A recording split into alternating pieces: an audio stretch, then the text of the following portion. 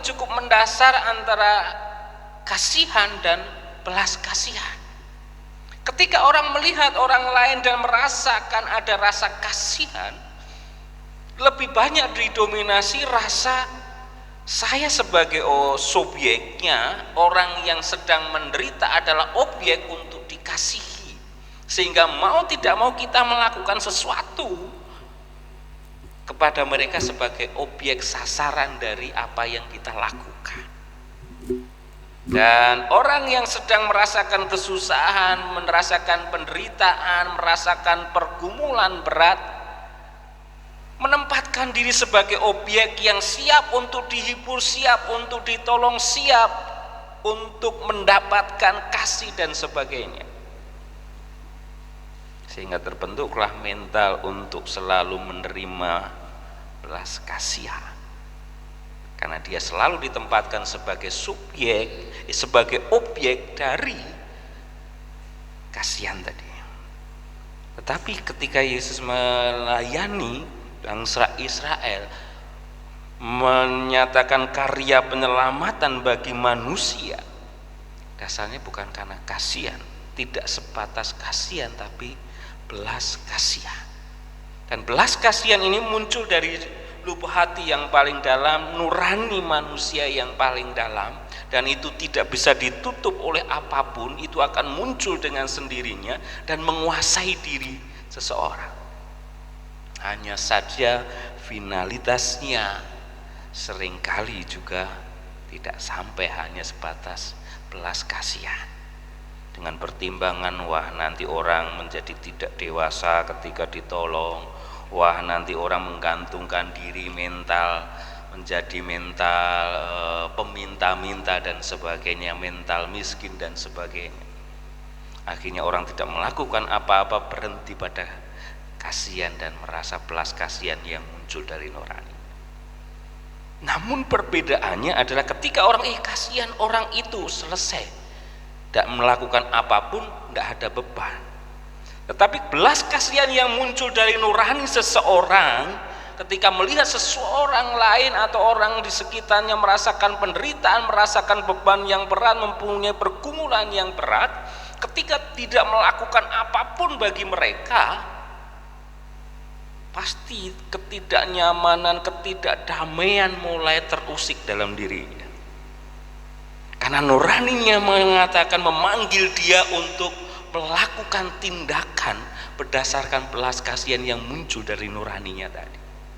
Dan ketika itu tidak dilakukan, dia akan merasa bersalah, dia merasa sesuatu yang harus dia lakukan dia tidak bisa lakukan. Ada penyesalan, ada merasa bersalah, berdosa dan sebagainya, sehingga dia akan tidak merasakan kenyamanan dan kedamaian itu. Ketika belas kasihan itu tidak ditindaklanjuti dalam sebuah perbuatan. Ibu bapak dan saudara yang dikasihi Tuhan, Yesus kepada para murid-muridnya mengatakan bahwa tuaian sudah banyak, tapi kita kekurangan pekerja yang siap untuk mengumpulkan bulir-bulir gandum yang siap dituai. Ini juga bisa kita lihat dalam kehidupan kita saat ini. Banyak pergumulan yang dijumpai oleh orang-orang di sekitar kita, tetapi komunitas kita, entah komunitas yang paling kecil keluarga kita, komunitas kita di persekutuan gereja Tuhan, enggak melakukan sesuatu karena banyak sebenarnya orang yang perlu mendapat belas kasihan itu. Namun hanya belas kasihan dan tidak muncul sampai menjadi sebuah perbuatan atau tindakan. Merasa tidak nyaman, merasa tidak damai, mulai menghinggapi banyak anak Tuhan. Dia merasakan ada kenapa saya tidak menolong dia. Momen ketika hati nuraninya memanggil untuk memberikan topangan, menjadi sahabat, menjadi saudara, menjadi sesama menderita, momen itu hilang begitu saja, lewat begitu saja, dan tidak melakukan apa-apa dalam hidupnya. Maka di tengah-tengah panenan yang melimpah itu, Yesus memanggil murid-muridnya untuk siap menjadi pekerja-pekerja, untuk menghadirkan kerajaan surga yang sudah dekat. Dan kerajaan surga di sini digambarkan sebenarnya bagaimana menciptakan suasana surgawi itu ada di bumi.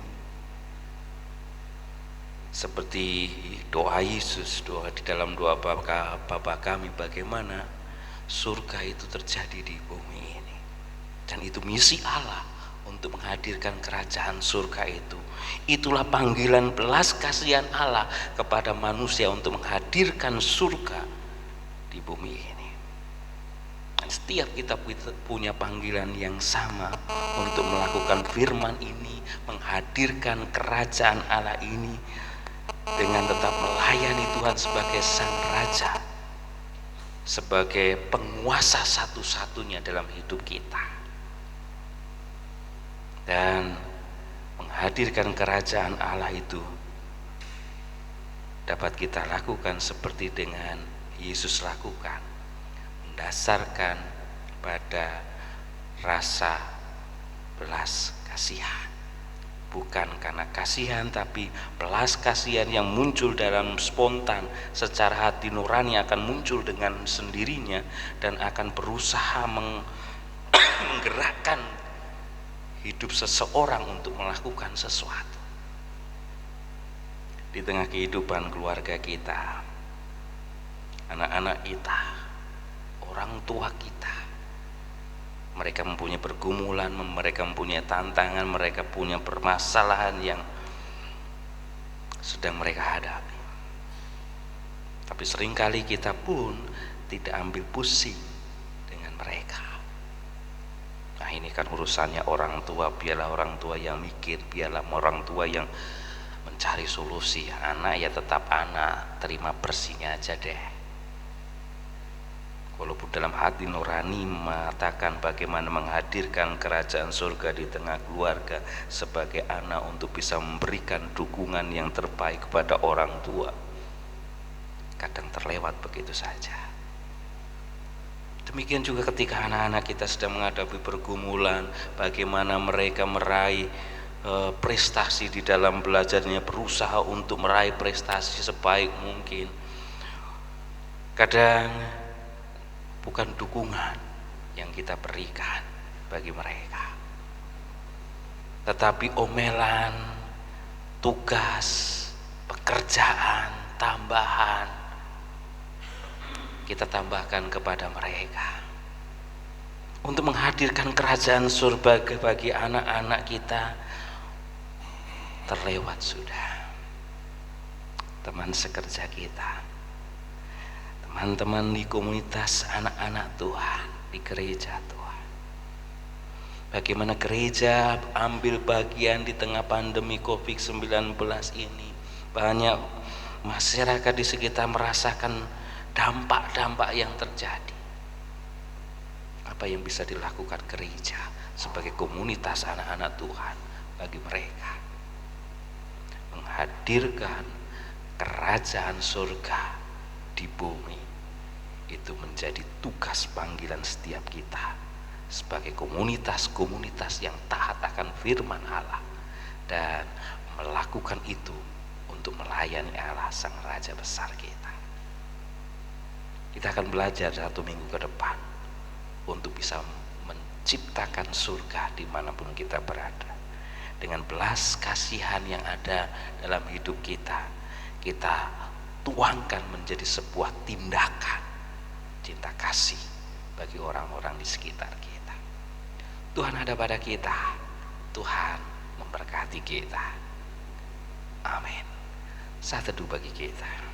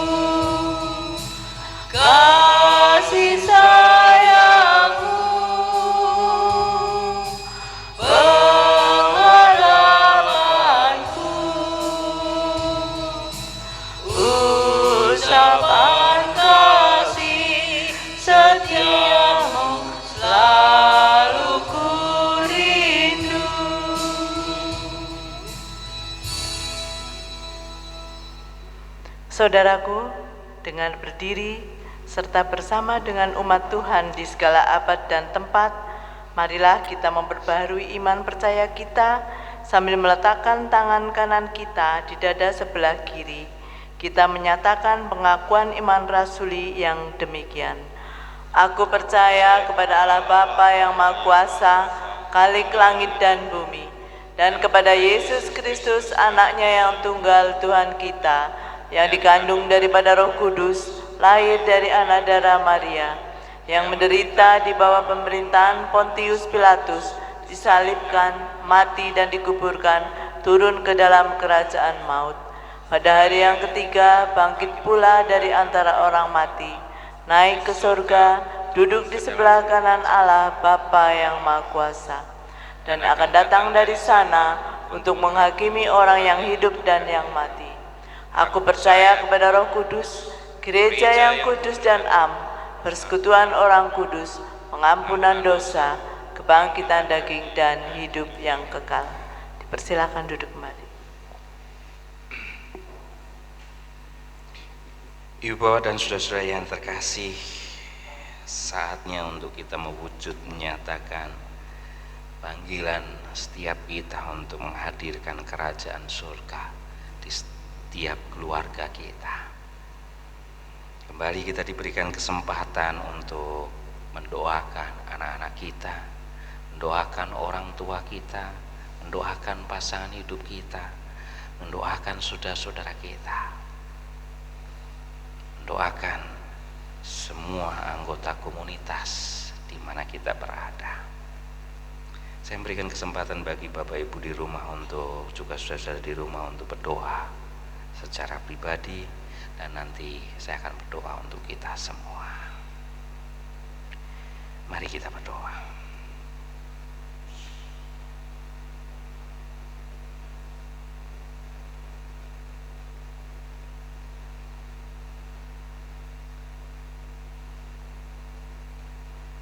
Lanjutkan doa Bapak Ibu dan Saudara. Saya akan berdoa untuk kita semua. Bapa, ini kami dengan seisi keluarga kami, dengan segala kerinduan yang ada di dalam kehidupan kebersamaan kami, untuk selalu dekat dengan Engkau. Bapa, berkatilah anak-anak kami, berkatilah orang tua kami, berkatilah saudara-saudara kami. Begitu banyak pergumulan yang harus mereka hadapi, dan kami secara pribadi tidak mampu melakukan apa-apa bagi mereka. Ampuni kami Bapa, pakai kami dan tetap layakkan kami untuk menjadi pelayan-pelayan dimanapun Tuhan tempatkan kami. Kami juga mohon berkat-Mu Bapa, begitu banyak keluarga-keluarga, saudara-saudara kami yang saat ini harus menghadapi pergumulan yang sangat berat sebagai dampak dari pandemi COVID-19 ini. Hadirlah bagi mereka Bapa. Kami berdoa untuk mereka Bapa. Biarlah karya-Mu semakin nyata dalam kehidupan yang mereka jalani, dalam setiap beban, penderitaan, pergumulan yang harus mereka hadapi. Berkati mereka Bapa, melebihi Engkau memberkati kami. Kasihani mereka Bapa, melebihi Engkau mengasihi kami, sehingga pertolongan-Mu kuat kuasa memampukan mereka menghadapi setiap pergumulan yang ada dalam kehidupan mereka. Kami menyerahkan setiap keluarga kami ke dalam tangan kuasa-Mu dan pemeliharaan-Mu. Ada sebagian rekan kami, saudara kami, anggota keluarga kami yang saat ini masih dalam proses pemulihan kesehatannya. juga karena usianya yang semakin lanjut, yang mulai merasakan kelemahan fisiknya.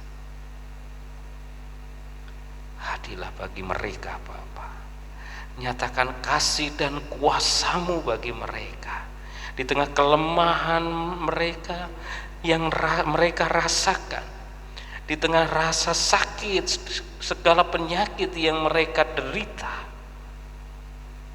Biar Engkau tetap hadir dan ada bersama dengan mereka. Kami juga mohon berkat-Mu Bapa untuk bangsa dan negara kami, untuk para pemimpin bangsa dan negara kami. Hadirlah bagi mereka dan pakailah mereka sebagai alat damai-Mu dan alat kasih-Mu di tengah-tengah bangsa dan negara kami. Kami juga mohon berkat-Mu untuk yayasan-yayasan Kristen yang selama ini Engkau pakai menjadi komunitas yang mampu menolong, menghadirkan kerajaan surga-Mu bagi orang-orang yang dilayani dan orang-orang di sekitarnya, yang saat ini harus menghadapi pergumulan berat. Biarlah Engkau juga hadir dalam setiap yayasan-yayasan ini, sehingga melalui yayasan-yayasan ini karya-Mu tetap Engkau nyatakan di tengah pergumulan, permasalahan yang harus mereka hadapi. Kami ingin menyatukan hati kami dengan keluarga-keluarga saudara kami yang lain, dengan kami ingin bersama-sama berdoa seperti doa yang telah Engkau ajarkan kepada kami, doa Bapa kami yang demikian. Bapa kami yang ada di surga, dikuduskanlah nama-Mu, datanglah kerajaan-Mu, jadilah kehendak-Mu di bumi seperti di surga. Berikanlah kami pada hari ini makanan kami yang secukupnya, dan ampunilah kami akan kesalahan kami, seperti kami juga mengampuni orang-orang yang bersalah kepada kami.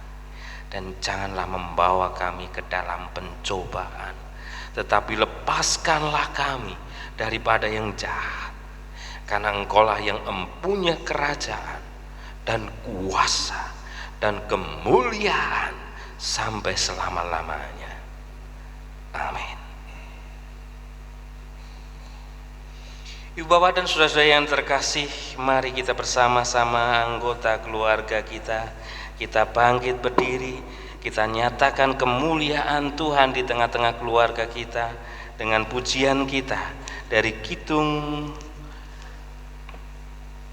Jemaat nomor 402 bait yang pertama.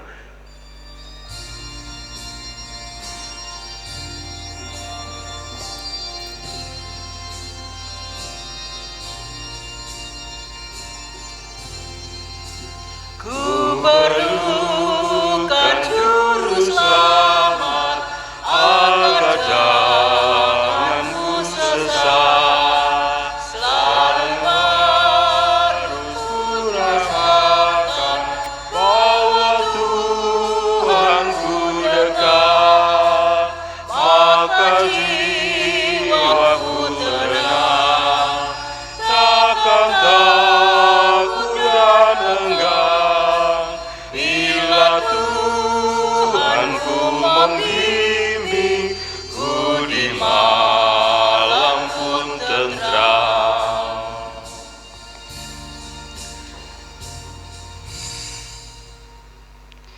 Jemaat yang dikasihi Tuhan, mari arahkanlah hati kepada Tuhan.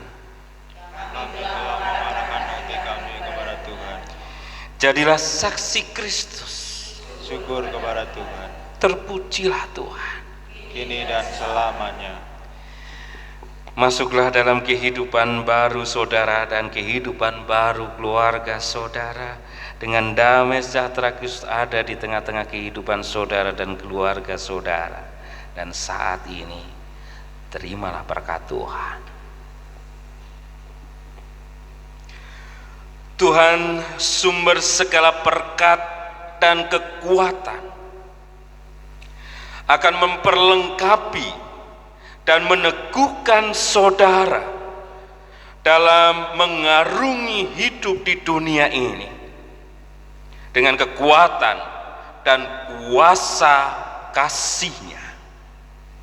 Dalam nama Bapa, Putra, dan Roh Kudus. Amin.